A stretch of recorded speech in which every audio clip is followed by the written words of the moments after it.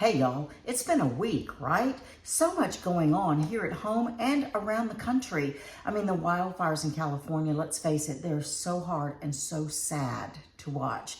The extreme cold weather in the Midwest and in the Northeast, oh my goodness, all the problems it's causing. And we've had our own problems related to cold weather. Sometimes all that bad news can just be a bit much. Well, let me introduce you to a man who found his own way of dealing with the bad and heavy news of life. His name is Kenneth Johnson, Reverend Kenneth Johnson.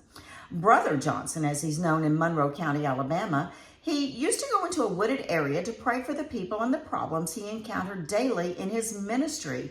One day, while in those woods, he came across a fallen tree that he thought looked like an altar. So he knelt to pray, and as he did, he began to lay rocks on the log, each rock representing a person or a need. He told me that the simple act of putting a rock on the woodland altar helped ease the burdens for others that he carried in his heart. As the years went by, people far and wide learned of the prayer log and began making the trip into the woods to place their own rocks. When the log was moved to a more accessible location, they still came to pray and put rocks on the altar.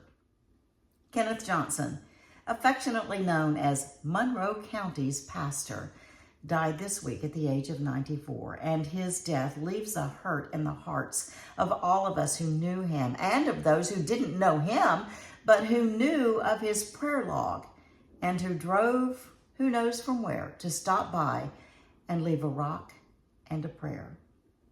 Kenneth Johnson also leaves a legacy as a minister who put his faith into action, who loved the people of his county, and who reached out to those regardless of where they lived and what church they worshiped in. Brother Johnson suggested I start my own rock-laying habit to help ease the burdens of life. He said it didn't have to be a log in the woods. It could be a bowl on the patio. You know, I never did that, but I think I might now. You want to join me in that? I think it would make Brother Johnson, Monroe County's pastor, very happy. And that's your Minute with Drexel.